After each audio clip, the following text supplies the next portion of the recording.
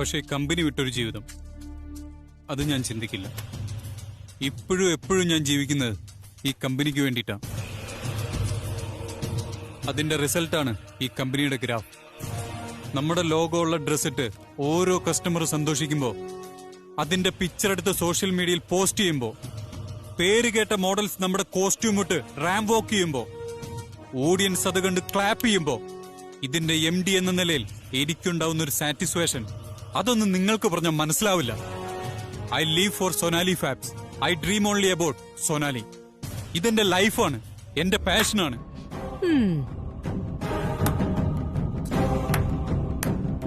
കൊള്ളാം. ഈ ഡയലോഗ് തിയേറ്ററിൽ കേട്ടിരുന്നെങ്കിൽ നല്ല കയ്യടി കിട്ടിയേനെ. പക്ഷെ ഇവിടെ കൈയടിക്കാൻ ആരും ഇല്ലാതായിപ്പോയി. കഷ്ടം. എനിക്കിത്തരം ഡയലോഗുകളോ ഗിമ്മിക്കുകളോ ഒന്നും വശമില്ല. അതുകൊണ്ട് സ്ട്രെയിറ്റ് ആയിട്ടങ്ങ് കാര്യങ്ങൾ പറയുക. അതിനാദ്യം വേണ്ടത് പ്രോജക്റ്റിന്റെ എക്സിക്യൂഷനാ. ഇമ്മീഡിയറ്റ് ആയിട്ട് ഡിസൈനേഴ്സിനെ ഡിവൈഡ് ചെയ്യണം. അതിനുള്ള ഏർപ്പാട് ചെയ്യണം ഇന്ന് തന്നെ. Why not? ഡിസൈനേഴ്സിന്റെ ഇമ്മീഡിയറ്റ് മീറ്റിംഗ് വിളിക്കാം. മാഡത്തിന് ഇഷ്ടമുള്ളവരെ ആരെയാന്ന് വെച്ചാൽ സെലക്ട് ചെയ്ത് കൂടെ നിർത്തിക്കും. ദേ, ആരുടെ കൂടെ വർക്ക് ചെയ്യാനും ഞാൻ തയ്യാറാണ്.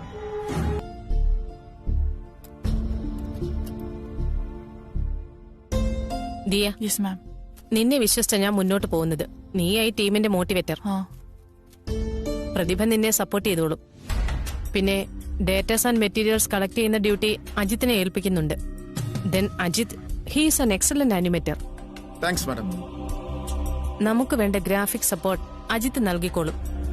സോ എല്ലാ രീതിയിലും കഴിവുള്ളവർ തന്നെയാ നമ്മുടെ ടീമിലെ മെമ്പേഴ്സ്. ഓവറോൾ കോർഡിനേഷൻ ഞാൻ നോക്കിക്കൊള്ളാം. നമുക്ക് വേണ്ട എക്സ്റ്റേണൽ സപ്പോർട്ട് നൽകുന്നതേ നിസ്സാരക്കാരല്ല. അതിനുള്ള അറേഞ്ച്മെന്റ്സ് ഒക്കെ ഞാൻ ചെയ്തു കഴിഞ്ഞു. എവരി ഹാഫ് ആൻ അവർ അവരുടെ ഓൺലൈൻ അഡ്വൈസേഴ്സ് നമ്മളെ ബൂസ്റ്റ് ചെയ്തുകൊണ്ടേയിരിക്കും. എന്താ, എല്ലാരും കോൺഫിഡന്റ് അല്ലേ? Yes ma'am. ചേച്ചി, ഇത്രയും വലിയൊരു കോമ്പറ്റീഷൻ നടക്കുന്നിടത്ത് ഞാൻ എന്ത് കോൺട്രിബ്യൂഷൻ നൽകാന്? എന്റെ മുന്നു, നീ എന്താ ഇങ്ങനൊക്കെ ചോദിക്കുന്നേ? നീയല്ലേ ഡിസൈനിങ്ങിൽ ദിയെ സപ്പോർട്ട് ചെയ്യേണ്ടത്? ഒന്നുമില്ലെങ്കിലും നീ ഒരു ഡിപ്ലോമ ഹോൾഡർ അല്ലേ? എന്ത് ഡിപ്ലോമ ചേച്ചി? ആ അപർണയുടെ മുന്നിൽ പിടിച്ചു നിൽക്കാനേ എന്റെ ഡിപ്ലോമയും ഡിസൈനും ഒന്നും പോരാ. നീ ഒന്നും മിണ്ടാതിരുന്നേ, അതൊക്കെ ശരിയായിക്കോളും. അങ്കമാലിക്കാരൻ അച്ചായനുമായിട്ടാ. അട്ടയുടെ കണ്ണ് കണ്ടവനാ. 5 രൂപ കൂടുതൽ കിട്ടിയാൽ എന്ത് കേസായാലും അങ്ങേര് പിടിച്ചോളും. കഴിഞ്ഞ മാസം തൊട്ട് തുടങ്ങിയതാ. ഇതാവുമ്പോ ആമിക്ക് മഷിയിട്ട് നോക്കിയാലും കണ്ടുപിടിക്കാൻ കഴിയത്തില്ല. ആമി കണ്ടുപിടിക്കൂലായിരിക്കും. പക്ഷെ അപ്പുനെ നിങ്ങളൊന്ന് സൂക്ഷിച്ചോ. അന്ന് കൊടകിൽ പോയി രാത്രി പോലീസ് സ്റ്റേഷനിൽ പോയിരുന്നതിന് ശേഷം അവക്ക് പോലീസിനെയും പേടിയില്ല, കോടതിനെയും പേടിയില്ല. ഒന്ന് പറഞ്ഞ് രണ്ടാമത്തേന് കേസ് കൊടുക്കണ കാര്യം പറയുന്നു. പോരെങ്കി ഇപ്പൊ സൊനാലിയിലെ ജോലി. താപ്പാനകളുടെ കൂടെ കൂടി അവളിനി വല്ല പുപ്പുലി ആവാനും മതിയേ. നീയേ ഇങ്ങോട്ട് വന്നേ. എന്തുവാ? ഇങ്ങോട്ട് വാടി. ഓ, ഇങ്ങോട്ടേരി. എന്തുവാ? ആമിക്ക് അക്കൗണ്ട് ബുക്ക് മറിച്ചു നോക്കി കണക്ക് പരിശോധിക്കാനല്ലാതെ എന്റെ മനസ്സ് തുറന്നു നോക്കാനൊന്നും ആമിക്ക് സാധിക്കില്ലല്ലോ. അതിനു വേണ്ടിയാ 2 അക്കൗണ്ട് ബുക്ക് വെച്ചിരിക്കുന്നത്. ഇതാണ് യഥാർത്ഥ അക്കൗണ്ട് ബുക്ക്. ഇതിനകത്താണ് കൊടുത്തതും വാങ്ങിയതും എല്ലാം കൃത്യമായിട്ട് എഴുതി വെച്ചിട്ടുള്ളത്. ഇതാമി കാണത്തില്ല. ഈ ആമിയെയും ഓഡിറ്ററെയും ഒക്കെ കാണിക്കുന്നതേ വേറെ ബുക്കാ. അതാണ് ഈ ബുക്ക്. ഇതിൽ ആനയ്ക്ക് പകരം ആട് എന്നെഴുതി വെച്ചിട്ടുണ്ട്. ആടിനെ അങ്ങ് ആമിക്ക് കൊടുക്കും, ആനയെ നമ്മളങ്ങെടുക്കും.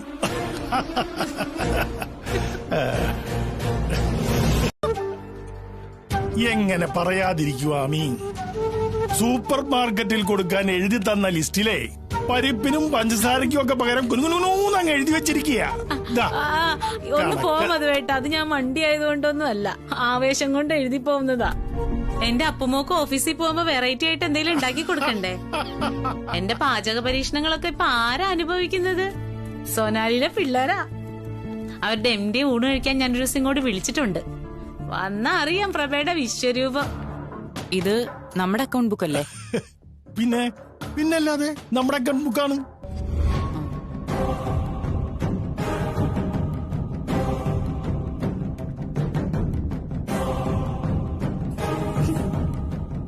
ഇതെന്തിനാ ഇവിടെ വെച്ചിരിക്കുന്നേ?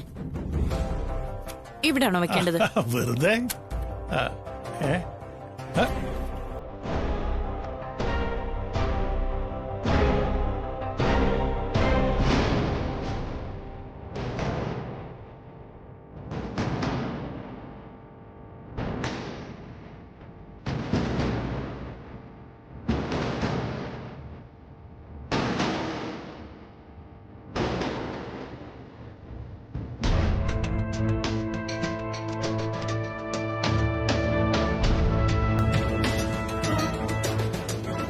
ഇതും നമ്മുടെ അക്കൗണ്ട് ബുക്ക് അല്ലേ?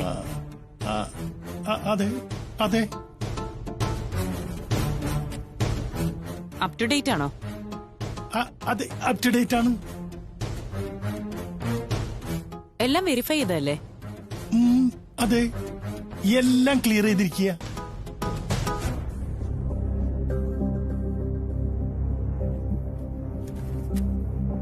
മധു, ഇത് കഴിഞ്ഞ മാസം മുതലുള്ള ട്രാൻസാക്ഷൻ അല്ലേ? അതെ. 1 ലക്ഷം രൂപ വരവ് വെക്കേണ്ടടുത്ത് 40,000 രൂപയല്ലേ അക്കൗണ്ടിൽ വന്നിട്ടുള്ളൂ. ബാക്കി എമൗണ്ട് എവിടെ? ബാക്കി അതവരെ നമ്മുടെ അക്കൗണ്ടിലേക്ക് ട്രാൻസ്ഫർ ചെയ്തിട്ടില്ല. ഏയ്, അങ്ങനെ വരില്ലല്ലോ. നമ്മൾ 15 ദിവസത്തിൽ കൂടുതൽ ക്രെഡിറ്റ് കൊടുക്കാറില്ലല്ലോ. കഴിഞ്ഞ ദിവസം ഞാൻ അക്കൗണ്ട് നോക്കിയപ്പോ ഇങ്ങനെ ഒരു ഇടപാടിനെ കുറിച്ച് കണ്ടില്ലല്ലോ. അത് ഈ ബുക്ക് അല്ലായിരുന്നോ? പിന്നെ ഈ ബുക്ക് അല്ലാതെ വേറെ ഏത് ബുക്ക്?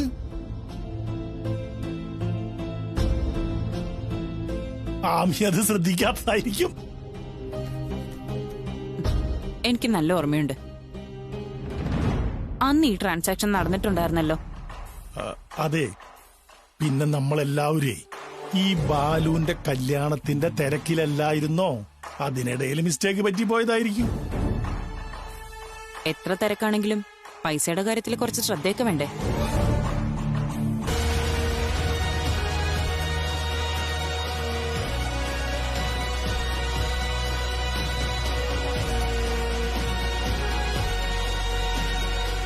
സോറി മിസ് പ്രതിഭ, ഇനി എന്തു പറഞ്ഞാലും അതൊന്നും നടക്കില്ല.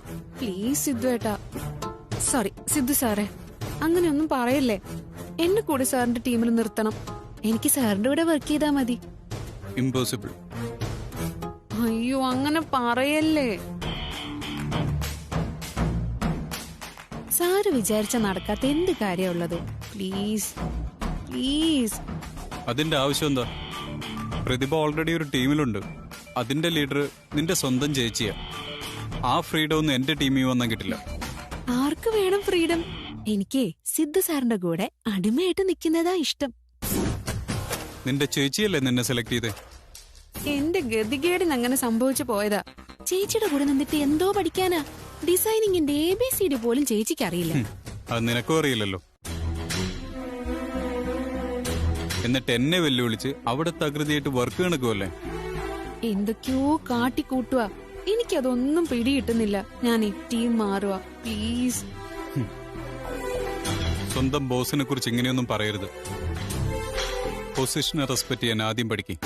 ഇതൊക്കെ പ്രൊഫഷണലിസത്തിന്റെ കുറവാ. തൽക്കാലം നീ അതൊക്കെ അപർണെ കണ്ടുപിടിക്കും. മേലാലി ഈ കാര്യം പറഞ്ഞുകൊണ്ട് എന്റെ അടുത്ത് വന്നേക്കരുത്. Get lost.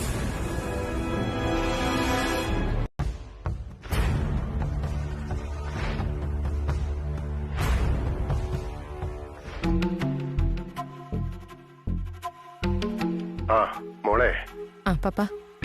പപ്പയെ ഒരു ഇമ്പോർട്ടന്റ് മെസ്സേജ് അറിയിക്കാനാണ് ഞാൻ വിളിച്ചത്. എന്താ മോളെ, പറഞ്ഞോ. പപ്പ ഈ സിദ്ധുവിന്റെ പോക്കത്ര ശരിയല്ലേ പപ്പ.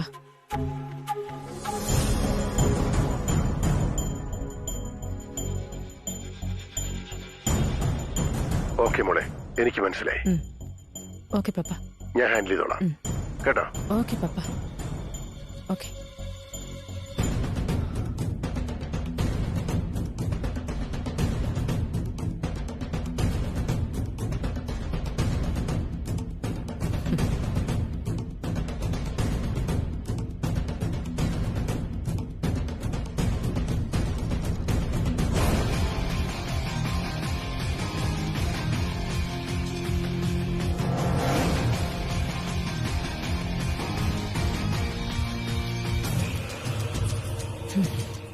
മിസ്റ്റർ ഉലഹന്നാൻ എവിടെ? സ്റ്റിച്ചിങ് യൂണിറ്റിലേക്ക് പോയി.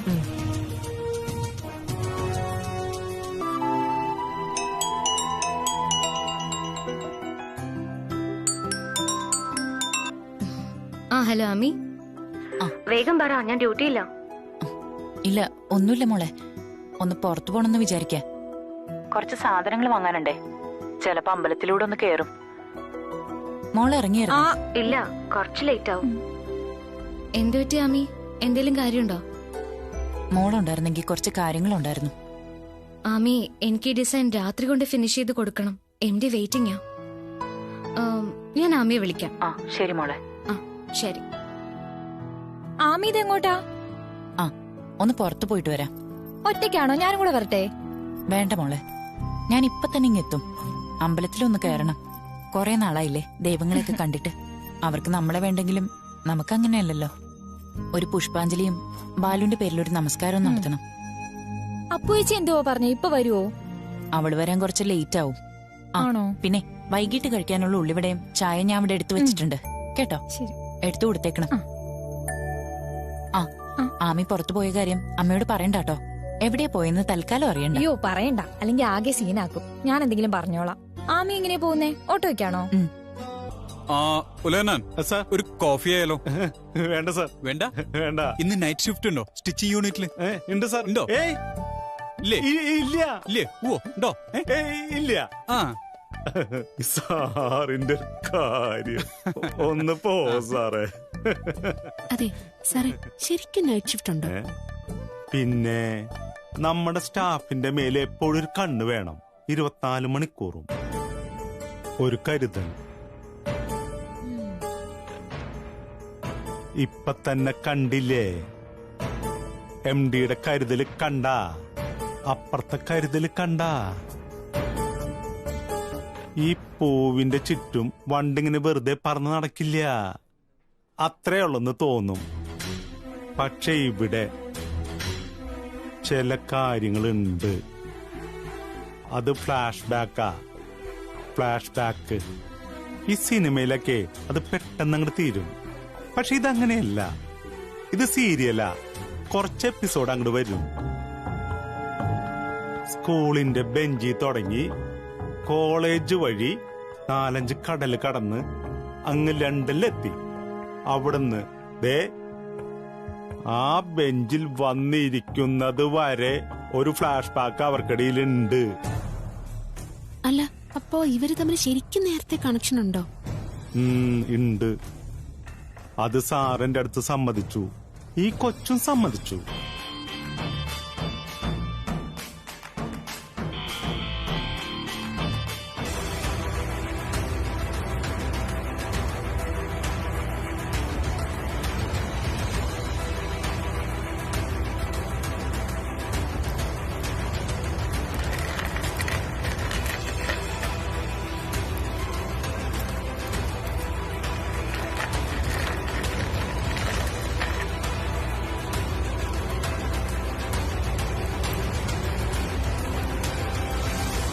ഈ കുട്ടി മരണപ്പെട്ടതായി കാണിക്കുന്നില്ല.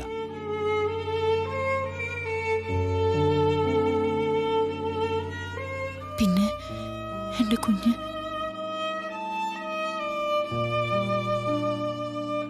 ജീവിച്ചിരിപ്പുണ്ടായിരുന്നെങ്കിൽ ഇത്രയും കാലത്തിനിടയ്ക്ക് തിരിച്ചു വരില്ലായിരുന്നോ? അവന്റെ കല്യാണം വരെ ഉറപ്പിച്ചിരുന്നത് അതും മുടങ്ങി. മരണം പല വിധത്തിലുണ്ടല്ലോ. ദേഹിയും ദേഹവും തമ്മിൽ വേർപിരിയുന്നത് മാത്രമാണ് മരണമെന്ന് തീർത്തു പറയാനാകില്ല. ബന്ധുമിത്രാദികളുടെ മനസ്സിൽ ഒരാൾക്കൊരു ശൂന്യത സൃഷ്ടിക്കാനായാൽ അതും മരണമായി തന്നെ കണക്കാക്കാം. പിന്നെ ജാതകപ്രകാരം ഈ പ്രായത്തിൽ അപമൃത്യു സംഭവിക്കാനുള്ള യാതൊരു സാധ്യതയുമില്ല. പൂർണ്ണ ആയുസ്സെത്തിയുള്ള സ്വച്ഛന്ത മൃത്യുവാണ് കാണിക്കുന്നത്. അതുകൊണ്ട് എന്റെ അഭിപ്രായത്തിൽ കർമ്മം ചെയ്ത് ആത്മാവിനെ മോക്ഷപ്രാപ്തിയിലെത്തിക്കാൻ വരട്ടെ. മരണം പൂർണ്ണമായി സ്ഥിരീകരിക്കപ്പെട്ടതായി സാഹചര്യം കൊണ്ട് ചിന്തനീയമല്ല.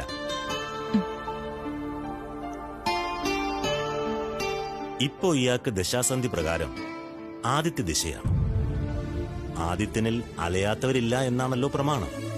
ഇഷ്ടജനങ്ങളുമായുള്ള വേർപാട്, ദൂരദേശങ്ങളിൽ അജ്ഞാത സഞ്ചാരം, കഷ്ടപ്പാട്, ദുരിതങ്ങൾ, ഈ ദിശയുടെ പ്രത്യേകതകളാണിതൊക്കെ. അങ്ങനെയും ചിന്തിക്കേണ്ടി വരും. ഞാൻ സാറിനോട് കോഫി ചോദിച്ചോ? സാറല്ലേ ഇത് കൊണ്ടുവന്ന് തന്നത്? ഓഹോ, ഇപ്പൊ കോഫി എന്നാ കുറ്റം? തനിക്ക് കുടിക്കാനല്ലേ തന്നെ, അല്ലാതെ മേശപ്പുറത്ത് മറിച്ചു കളയാനല്ലോ. സർ, ഞാൻ ബ്ലാക്ക് കോഫി കുടിക്കാറില്ല. മാത്രമല്ല അതിന് ഭയങ്കര കടുപ്പമായിരുന്നു. അപ്പൊ കടുപ്പം കൂടുതലായിരുന്നു. അതും എന്റെ തെറ്റാ. തനിക്ക് ഒരു കുഴപ്പമില്ല അല്ലേ? എല്ലാം എന്റെ തെറ്റാ. സർ, ഞാൻ പറയുന്ന എനിക്കൊന്നും കേൾക്കണ്ട. ഞാൻ കറക്റ്റ് ചെയ്ത് തന്നത്. താൻ അത് മുഴുവൻ നശിപ്പിച്ചു. പ്രസന്റേഷൻ നാളെയാ. ഇനി എത്ര മണിക്കൂറുണ്ട്? ഈ ഡിസൈൻ മുഴുവൻ വരച്ചു തന്നിട്ട് താൻ പോയാ മതി. സർ, ഇത്രയും സമയം കൂടി ഞാൻ എങ്ങനെ ഫിനിഷ് ചെയ്യാം? അതൊന്നും എനിക്കറിയണ്ട. ഇന്ന് തന്നെ മുഴുവൻ ഡിസൈൻസ് കിട്ടിയിരിക്കണം. 7 മണിക്ക് വീട്ടിൽ പോന്ന് ആരും ചിന്തിക്കണ്ട. എത്ര ലേറ്റ് ആയാലും ഇത് ഫിനിഷ് ചെയ്തിട്ട് താൻ പോയാ മതി. കൂടുതൽ വിശദീകരണമൊന്നും വേണ്ട. ഞാൻ പറഞ്ഞ കാര്യം പറഞ്ഞ പോലെ ചെയ്താ മതി. സോണി വാ. ഈ പ്രായത്തിൽ ഇനി എങ്ങോട്ട് പോവാനാ? നിങ്ങളെ വാച്ചെടുത്ത് സമയം എന്തായി നോക്കി മധുവേട്ട? എവിടെ പോയാലും വിളക്കൊക്കുന്നതിന് മുമ്പ് വരുന്നല്ലേ? ഇപ്പൊ വിളിച്ചിട്ട് സ്വിച്ച് ഓഫ്. ഊണ് കഴിഞ്ഞിട്ട് ഞാൻ അവിടെ വെറുതെ ഒന്ന് കാല് നിർത്താൻ വേണ്ടി കിടന്നതാ. ഒരു വാക്ക് അവര് പറഞ്ഞോ? പറയില്ല. മനഃപൂർവ്വം പറയില്ല. മധുവേട്ടൻ ഉറപ്പിച്ചോ എന്തോ കള്ളത്തരം ഒപ്പിക്കുന്നുണ്ട്. അല്ലെങ്കിൽ എന്നോട് പറയാതെ പോയത് എന്തുവാ? എന്നോട് പറഞ്ഞിട്ടുണ്ടെങ്കിലേ ഞാൻ കിള്ളി ചോദിച്ച് സത്യം പുറത്തു കൊണ്ടുവരൂലേ? അപ്പൊ ആരും ഒന്നും അറിയരുത്. അതിനുവേണ്ടി കളിച്ച നാടകമായത് മുഴുവൻ. എന്നിട്ട് ഇപ്പൊ ഫോണും ഓഫ് ചെയ്ത് വെച്ചിരിക്കുന്നത്. എങ്ങനുണ്ട്?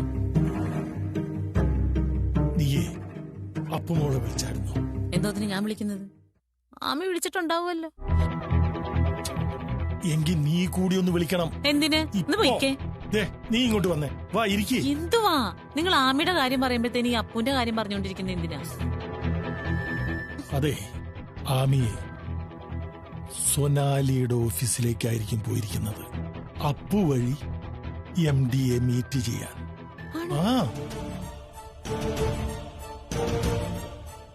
സൊനാലിയുമായി കണക്ഷൻ ഉണ്ടാക്കിയെടുക്കാൻ നമ്മൾ മൂവ്മെന്റ് നടത്തുന്നുണ്ടെന്ന് ആമിക്കറിയാം. ആമിയെ ഒരു മുഴം മുമ്പേ എറിഞ്ഞതാ. ചേച്ചി, അച്ഛനും വണ്ടിയെടുത്ത് പോയിട്ടുണ്ട് തിരക്കാനായിട്ടെ. ചേച്ചി പെട്ടെന്നിങ്ങ് വാ. ശരി മോളെ, ശരി, ഞാൻ വിളിക്കാം.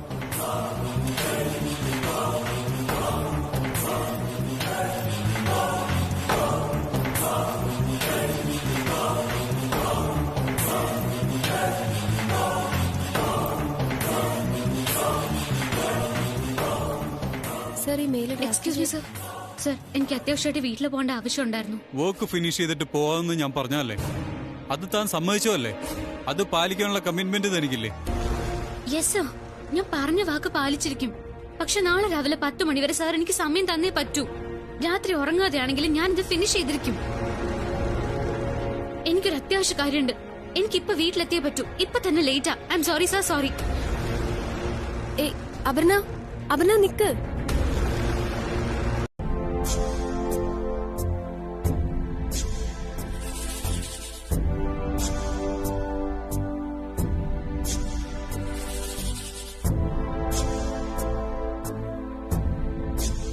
കാഞ്ചു, നീ ആ BP-യുടെ ടാബ്ലറ്റ് കൂടി ഒന്ന് എടുക്കണേ.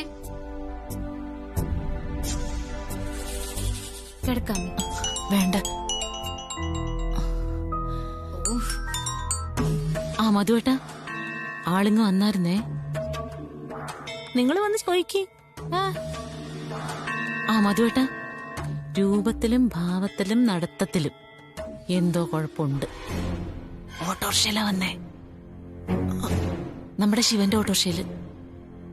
മധുവേട്ട സ്കൂളിന്റെ അവിടെയുള്ള വെയിറ്റിംഗ് ഷെഡ് ഇല്ലേ, അവിടെ തളർന്നിരിക്കുവായിരുന്നെന്ന്. ആ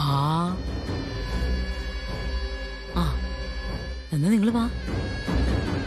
ശരി.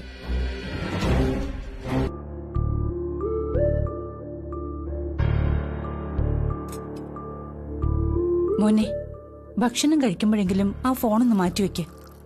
മമ്മി, ആ കുട്ടി ഫോൺ എടുക്കുന്നില്ല. ഏത് കുട്ടി? അപർണ.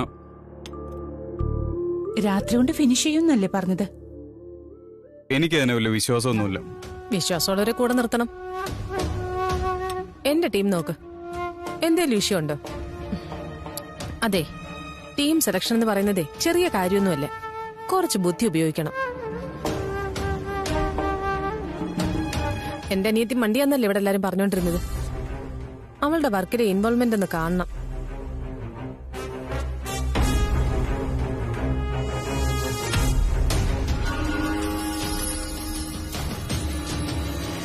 മോനെ, കഴിച്ചിട്ട് പോ.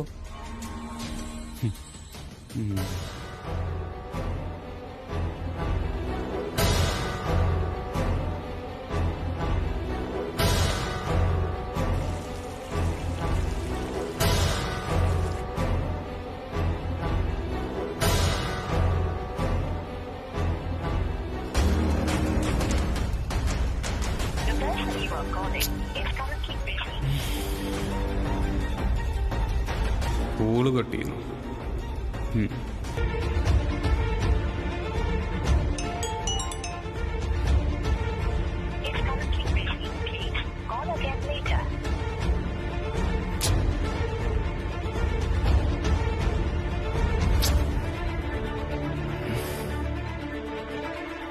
ആരാ മോളെ? ആ സൊനാലിയുടെ MD-യാ. MD സാറോ? എന്നിട്ടാണോ മോള് ഫോൺ കെട്ടിയത്? ആവശ്യത്തിനല്ലേ വിളിക്കുന്നേ? അല്ലെങ്കിൽ പിന്നെയും വിളിക്കോ? അറ്റൻഡ് ചെയ്യേ. അതല്ല, ഓഫീസിൽ പോണമെങ്കിൽ മധുവേട്ടനോട് പറഞ്ഞിട്ട് പോ. വേണ്ട അമ്മി, ഞാൻ ഇവിടെ ഇരുന്ന് ജോലിയെല്ലാം ഫിനിഷ് ചെയ്തോളാം. ആ മനുഷ്യൻ ഇങ്ങോട്ട് വിളിക്കുന്നതല്ലേ, തിരിച്ചു വിളിക്കേ. എന്നിട്ട് എന്താന്ന് വെച്ചാ പറ. ആമി, ഇത് കഴിക്കേ. ഇത് മുഴുവൻ കഴിക്കണം, കേട്ടല്ലോ? വിളിക്കേ.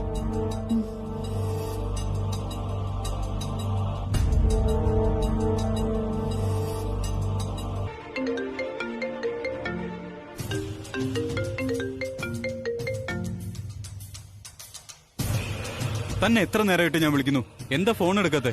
ഡിസൈൻസ് എന്തായി? കംപ്ലീറ്റ് ചെയ്തോ? സർ, ഞാനിത് ചെയ്തോണ്ടിരിക്കുക. ഇന്ന് 11 മണിക്ക് മുമ്പ് എനിക്ക് റിപ്ലൈ തരേണ്ടതല്ലായിരുന്നോ? താനത് പറഞ്ഞിരുന്നു അല്ലേ? ഐ എം സോറി സർ, എനിക്ക് പറ്റിയില്ല. എന്ത് സോറി? നാളെ രാവിലെ പ്രസന്റേഷനാ, അത് ഓർമ്മയുണ്ടല്ലോ. നാളെ രാവിലെ ഡിസൈൻസ് സബ്മിറ്റ് ചെയ്യാന്ന് കമ്പനിക്ക് ഞാൻ കൊടുത്ത വാക്കാ. എനിക്കത് പാലിച്ചേ പറ്റൂ. നേരത്തെ സംഭവിച്ച പോലെയുള്ള ഒട്ടും പ്രൊഫഷണൽ അല്ലാത്ത രീതിയിലുള്ള ഒരു അപ്രോച്ച് തന്റെ ഭാഗത്തുനിന്ന് ഉണ്ടാവില്ല എന്നുള്ളത് ഞാൻ വിശ്വസിക്കുന്നു. Am I right? Yes sir. നാളെ രാവിലെ 10 മണിക്ക് മുൻപ് ഞാൻ ഡിസൈൻസ് സാറിന്റെ ടേബിളിൽ വെച്ചിരിക്കും. I am waiting for your updation and call you again. Okay? കേട്ടോ? സർ.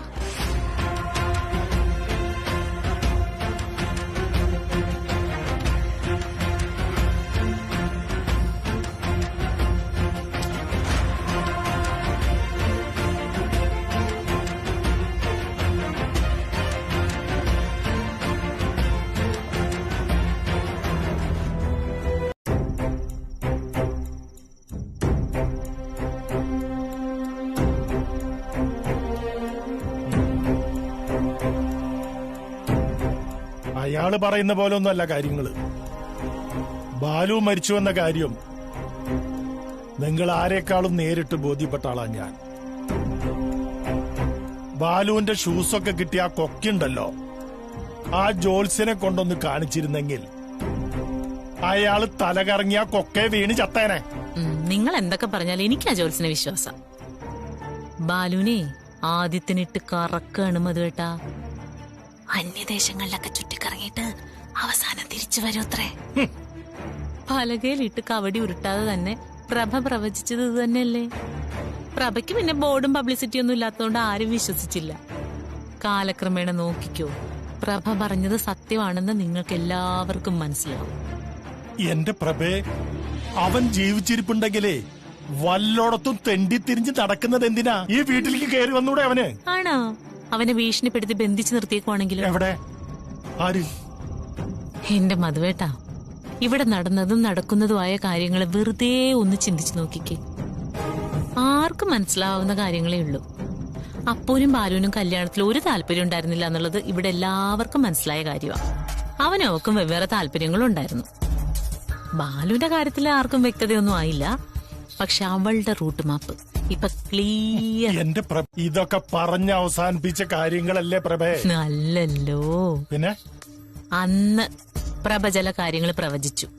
നിങ്ങളടക്കം ഇവിടെ എല്ലാവരും എനിക്ക് വട്ടാന്ന് പറഞ്ഞു. പക്ഷെ സത്യത്തെ മൂടി വെക്കാൻ ആർക്കും പറ്റില്ല മധുവേട്ടാ.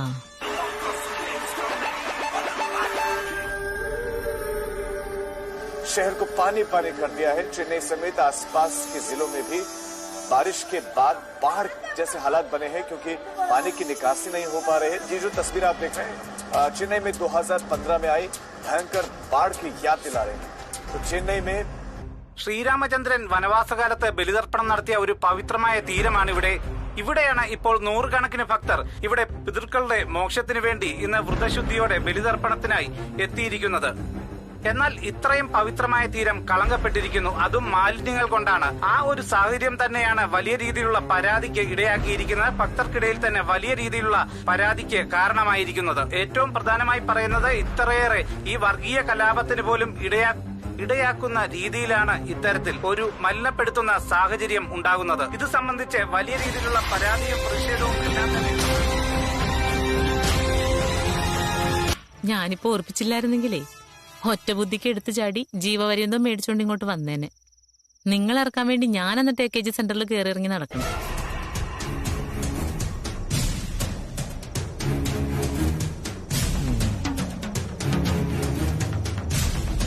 ഒഴുക്കിനെതിരെ നീന്താനായില്ലെങ്കിൽ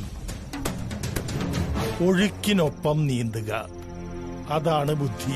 സ്വയംപ്രഭേ, ഇങ്ങോട്ട് വന്നേ. ഇങ്ങോട്ട് ഇരിക്കൂ കുട്ടി, ഇങ്ങോട്ട് ഇരിക്കൂ കുട്ടി.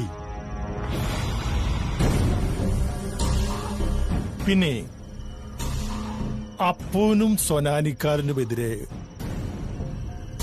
നമ്മൾ എതിർത്തിട്ട് യാതൊരു കാര്യവുമില്ല. അപ്പൊ പിന്നെ സന്തോഷത്തോടെ കൈ പിടിച്ചു കൊടുത്തിട്ട് ഗ്രൂപ്പ് ഫോട്ടോയിൽ കയറി പറ്റുക. അപ്പൊ ഒരാളായി കൂടെ നിന്ന് ചരണ്ടിയും മാന്തിയും നമ്മുടെ കാര്യങ്ങളൊക്കെ എങ്ങനെയെങ്കിലും നേടിയെടുക്കുക. അതെങ്ങനെ ശരിയാവും? രാഹുൽ മോനോ? ഞാൻ സമ്മതിക്കില്ല. നിങ്ങളൊന്നും പറയണ്ട. നീ രാഹുൽ മോൻ എന്ന് പറഞ്ഞ് നടക്കാൻ തുടങ്ങിയിട്ട് കാലം എത്രയായി? കാര്യം അവൻ നമ്മുടെ ചെക്കനൊക്കെ തന്നെയാ. പക്ഷേ കളത്തിലിറക്കാൻ പറ്റിയൊരു തണ്ടില്ല. എന്താ എന്റെ രാഹുൽ മോനൊരു കുറവ്? അത് പറ. കുറവൊന്നുമില്ല. അവന്റെ കയ്യിലിരിപ്പും വിളച്ചിലും കുറച്ചു കൂടുതലാണെന്നേ ഉള്ളൂ. അയ്യാ, അത് ആദ്യമായിട്ടാണല്ലോ പറയണത്. ഇതിനു മുമ്പ് ഇങ്ങനെ ഒന്നും അല്ലല്ലോ മധുവേട്ട പറഞ്ഞത്.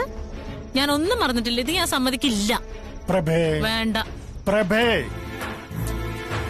സോനാലിയുടെ MD-യുടെ എതിരെ കൊണ്ടു നിർത്താൻ അവൻ പോരാ. അതുകൊണ്ട് തൽക്കാലം ആ ചീട്ടെ പുറത്തിറക്കണ്ട. കാര്യങ്ങളെ എവിടം വരെ പോകുമെന്നറിഞ്ഞിട്ട് തീരുമാനിക്കാം.